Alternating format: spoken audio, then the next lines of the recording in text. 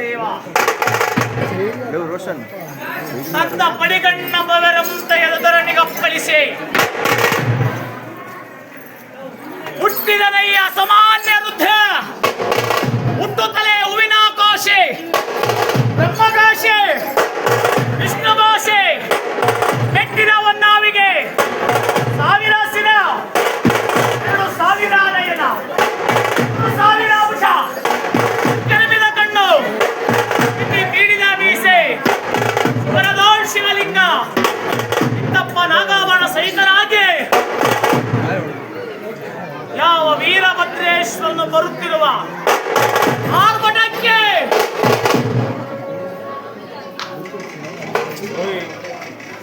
ಸಪ್ತೇಳು ಸಾಗರವು ಗೋರ್ಗೇರಿದು ಗಿರಿ ಪರ್ವತಲು ಗಡಗಡ ನಡೆಯಿರಲು ಅಷ್ಟದಿಕ್ಪಾಲಕರಲ್ಲೋಲ ಕಲ್ಲೋಲವಾಗಿ ತಂದೆ ಸೂಚ್ಯತೆ ನನ್ನನ್ನು ಭುವನ ಭೂಮಂಡಲ ಮೇಲೆ ಸೃಷ್ಟಿಗೈದ ಕಾರಣವೇನು? ಮುಕ್ಕಲೇ ಬ್ರಹ್ಮಾಂಡದವನೇ ಕೊಲ್ಲಲಾರಿ ಬ್ರಹ್ಮಾದಿಗಳನ್ನು. ಹೇ ವೀರಭದ್ರ, ಕಂಡ ಭುವನ ಬ್ರಹ್ಮಾಂಡಲದಲ್ಲಿ ದಕ್ಷ ಬ್ರಹ್ಮ ಎಂಬ ದುರಹಂಕಾರಿ ಒಂದು ಮಾರಣ ಹೋಮವನ್ನು ಏರ್ಪಡಿಸಿ ಆ ಮಾರಣ ಹೋಮದಲ್ಲಿ ನನಗೆ ಬರಬೇಕಾದ ರುದ್ರದ ಅಮಿರ್ಭಾಗವನ್ನು ಕೊಡದೆ ತಾಯಿಯಾದಂತಹ ದಾಕ್ಷಾಯಿಣಿಯು ಉಳಿಯುತ್ತಿರುವ ಹೋಮಕುಂಡದ ಗುಮಿಕೆ ಹೇಗಿದ್ದಾಳೆ? ಏನು ನುಡಿಯುತ್ತಿರುವ ತಂದೆ? ನನ್ನ ತಾಯಿ ದಾಕ್ಷಾಯಿಣಿಯು ಯಾಗದಲ್ಲಿ ಬಿದ್ದು ಪ್ರಾಣಾರ್ಪಣೆಯಾಗಿದ್ದಾಳೆ.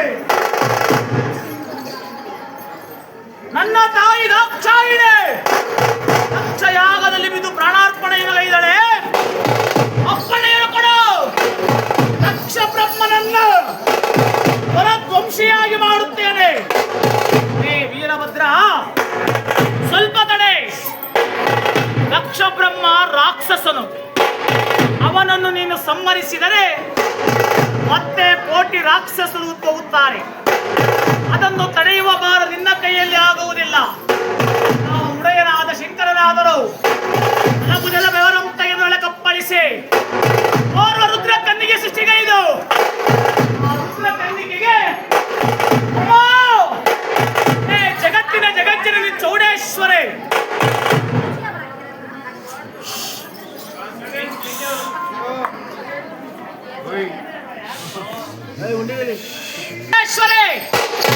ನಿನ್ನ ಅಣ್ಣನಾದ ವೀರಭದ್ರ ವೀರರಣ ಕಹಳೆಯನ್ನು ಮೊಳಗಿಸಿದೆ. ಕ್ಷಯಾಗವನ್ನು ಬಪ್ಪುತ್ತಿದ್ದಾನೆ. ಆತನಿಗೆ ನೀನು ಸಹಾಯಕರಾಗಿ ನಗರವಾದ ನಾಲಿಗೆಯನ ಕ್ಷಯಾಗ ಭೂಭಾಗಕ್ಕೆ ಚಾಚಬೇಕು. ಕಾರಣ ದಕ್ಷ ಬ್ರಹ್ಮ ಒಂದು ತಂತು ರಕ್ತವೂ ಕೂಡ ಸ್ಪರ್ಶವಾದರೆ ಮತ್ತೆ ಕೋಟಿ ರಾಕ್ಷಸರು ಹುಟ್ಟುತ್ತಾರೆ. ಅದನ್ನು ತಡೆಯುವ ಭಾರವು ನಿನ್ನದು ತಾಯೇ. ವೀರಭದ್ರನ ತಂಗಿಯಾಗಿ ಹೊರಡುವಂತೆಂಬುದಾಗಿ ನೇರವಾಗಿ ದಕ್ಷ ಯಾಗಕ್ಕೆ ಬರುತ್ತಿದ್ದಾರೆ. ಆದರೆ ವೀರಭದ್ರೇಶ್ವರನ ಆಲೋಚನೆಯನ್ನು ಮಾಡಿ ಅಲ್ಲಿರುವರು ಕೋಟಿ ರಾಕ್ಷಸರು, ಇಲ್ಲಿರುವರು ನಾವಿಬ್ಬರೇ. ಆದರೆ ವೀರಭದ್ರೇಶ್ವರನಾದರು ನನ್ನ ದಿವ್ಯ ದೃಷ್ಟಿಯಿಂದ ಆಲೋಚನೆಯನ್ನು ಗೈದು ನನ್ನ ಎದೆಯ ಬೆವರನ್ನು ತೆಗೆದು ಕಪ್ಪಳಿಸಿ ಹುಟ್ಟಿದರೆಯ 98 ಭೂತ ಪೇತ ಪಿಸಾಚಿಗಳನ್ನು ಸೃಷ್ಟಿಗೈದು ದಕ್ಷ ಯಾಗಕ್ಕೆ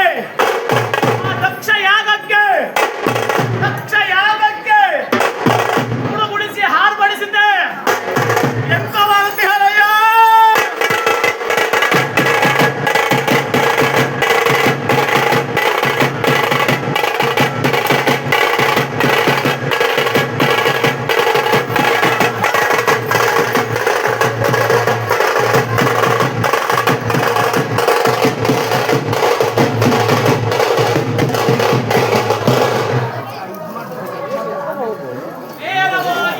ಯಾಗಕ್ಕೆ ಬಂದು ಹೊಟ್ಟ ಮದರ ವಿಘ್ನೇಶ್ವರನನ್ನು ಕೆಳಗೆ ಪಾದದಲ್ಲಿ ಬಿದ್ದಿದ್ದೀರಿ. ಆದರೆ ಅಲ್ಲಿ ಇರುವುದು ಮಹಾದ್ವಾರ ಬಾಗಿಲು. ಮೊದಲನೆಯ ದ್ವಾರ ಬಾಗಿಲಲ್ಲಿ ಯಾವ ಜಗನ್ಮಾತೆಯಾದಂತಹ ಸರಸ್ವತಿ ನಿಂತಿದ್ದಾರೆ. ಆ ಸರಸ್ವತಿಯನ್ನು ಕೇಳುತ್ತಿದ್ದಾರೆ. ಸರಸ್ವತಿಯ ಬಾಗಿಲನ್ನು ತೆರೆದ ಕಾರಣಕ್ಕಾಗಿ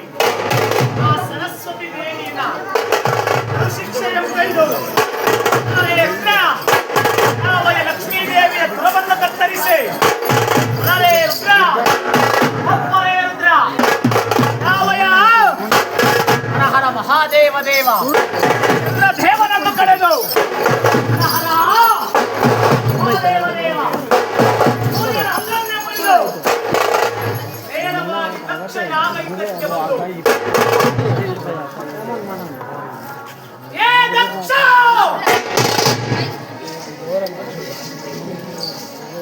ಏ ದಕ್ಷ ಎಂದು ಕೂಗುತ್ತಿರಬೇಕಾದರೆ ನನ್ನನ್ನು ದಕ್ಷ ಎಂದು ಕರೆದವರು ಯಾರು? ಪ್ರಜಾಪಿತನಾದಂತಹ ದಕ್ಷ ಬ್ರಹ್ಮನವನು ದಕ್ಷ ಎಂದು ಕರೆದವರು ಯಾರು ಎಂದು ದ್ವಾರ ಬಾಗಿಲನ್ನು ತೆರೆಯುತ್ತಿದ್ದಾರೆ. ಆ ದ್ವಾರ ಬಾಗಿಲಲ್ಲಿ ವೀರಭದ್ರೇಶ್ವರ ರೌದ್ರಾಕಾರದಿಂದ ನಿಂತು ಹೇ ಮೂಢ ದಕ್ಷ ಎಂದ ಕ್ಷಣವೇ ಯಾವ ದಕ್ಷ ಪ್ರದೇಶ್ವರನಾದರು. ನೀನು ಯಾರು? ಶಂಕರನ ಶಿಖಿನೇತ್ರದಿಂದ ಉದ್ಭವಿಸಿದ ವೀರಾದಿ ವೀರ ವೀರಭದ್ರ.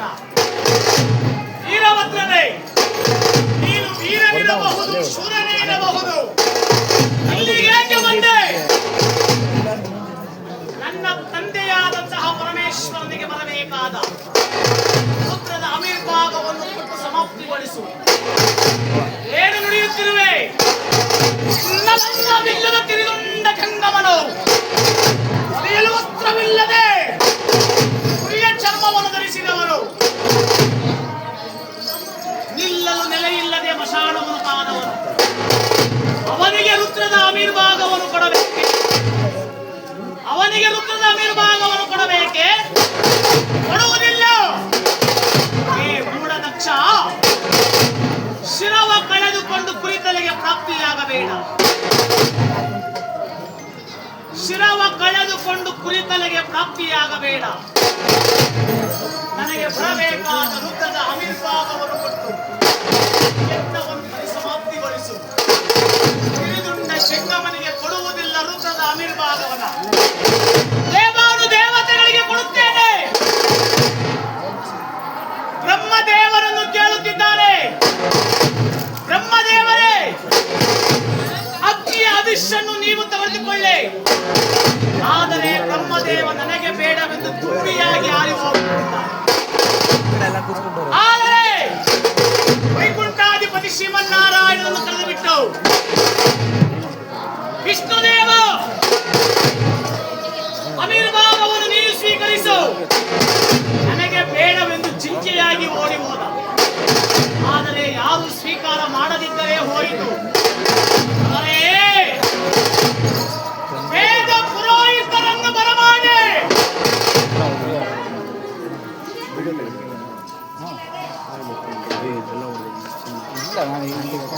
ವೇದ ಪುರೋಹಿತರನ್ನು ಬರಮಾಡಿ. ವೇದ ಪುರೋಹಿತರು ಬಂದು,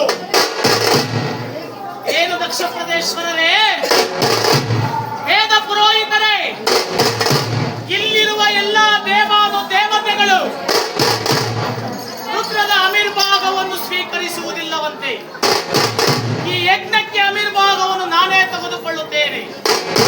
ಮಂತ್ರವನ್ನು ಪಠನೆಗೈದು. ಆದರೆ ವೇದ ಪುರೋಹಿತರು ಓಂ ಋಗ್ವೇದಾಯ ಸ್ವಾಹ,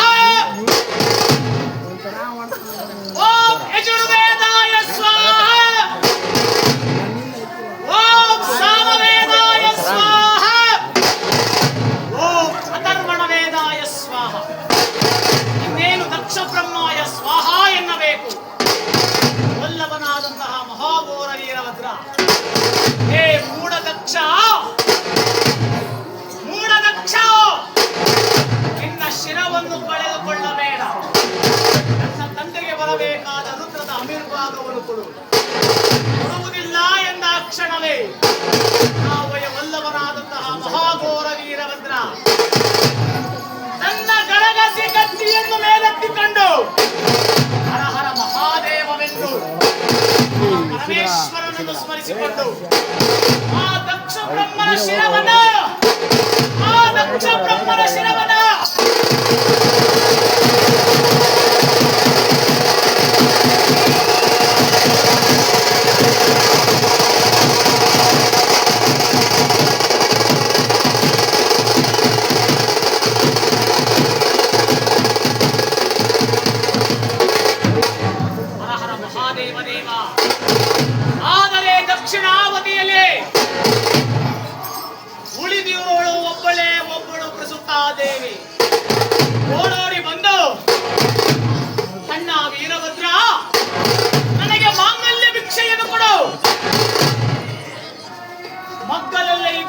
ಚೌಡಿಯನ್ನು ಕರೆದು, ಹೇ ಜಗನ್ಮಾತೆ ಚೌಡೇಶ್ವರಿ, ದಕ್ಷ ಬ್ರಹ್ಮನ ಶಿರವನ್ನು ಕೊಡು. ನಾ ವೀರಭದ್ರ, ಇಲ್ಲಿ ಬಿದ್ದಂತಹ ರಾಕ್ಷಸರ ತಲೆ ನನಗೆ ಸಾಲದೆ ಹೋಯಿತು. ಆದರೆ ನಾನು ಎಲ್ಲಿಂದ ತಂದುಕೊಡಲಿ ದಕ್ಷ ಬ್ರಹ್ಮನ ಶಿರವನ್ನ? ಎಂದ ಕ್ಷಣವೇ ಯಜ್ಞಕ್ಕೆ ಆಹುತಿ ತಂದಂತಹ ಟಗರಂ ತಲೆಯನ್ನು ಕತ್ತರಿಸಿ ಶಿರ ಉರುಳಿನ ದಿಂಬಕ್ಕೆ ಜೋಡಿಸಿ ಜೀವದಾನವನ್ನು ಗೈದಿದ್ದಾರೆ. ಅರೇ, ಯಾವ ವೀರಭದ್ರೇಶ್ವರನು ಜೀವದಾನವನ್ನು ಗೈದು ಎಡಗಾಲಿನ ಮುಂಗುಷ್ಟಕ್ಕೆ ಕಟ್ಟಿಕೊಂಡು ಕೈಲಾಸದ ಮಹಾದ್ವಾರ ಬಾಗಿಲಿಗೆ ಬಂದಿದ್ದಾರೆ. ನಾವು ಒಡೆಯನಾದ ಶಂಕರನಾದರೂ ಕೈಲಾಸದ ಮಹಾದ್ವಾರದಲ್ಲಿ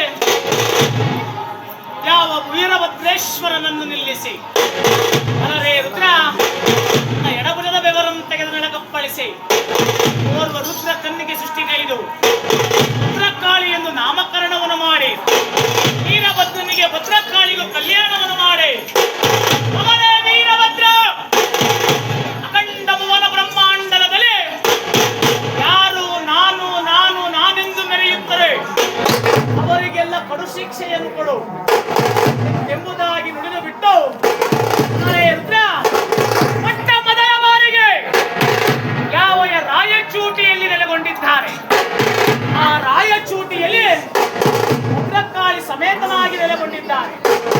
ಯಾವ ಬೆಂದಕಾಳೂರು ಬೆಂಗಳೂರು, ಯಾವ ಪ್ರಳಯ ಕಾಲ ವೀರಭದ್ರನಾಗಿ ನೆಲೆಸಿದ್ದಾರೆ. ಅವನ ಸುಕ್ಷೇತ್ರ ಆದ್ಯ ದೇವನಾದಂತಹ ದೇವರ ವಸಳ್ಳಿಯ ವೀರಭದ್ರ ಭದ್ರಕಾಳಿಯ ಸಹಿತನಾಗಿ ನೆಲೆಗೊಂಡಿದ್ದಾನೆ. ತಪ್ಪ ಈ ಸುಕ್ಷೇತ್ರದೊಳಗೆ ಶನಿ ಮಹಾರಾಜನ ಕೆಂಡದ ಅರ್ಚನೆಯೊಂದಿಗೆ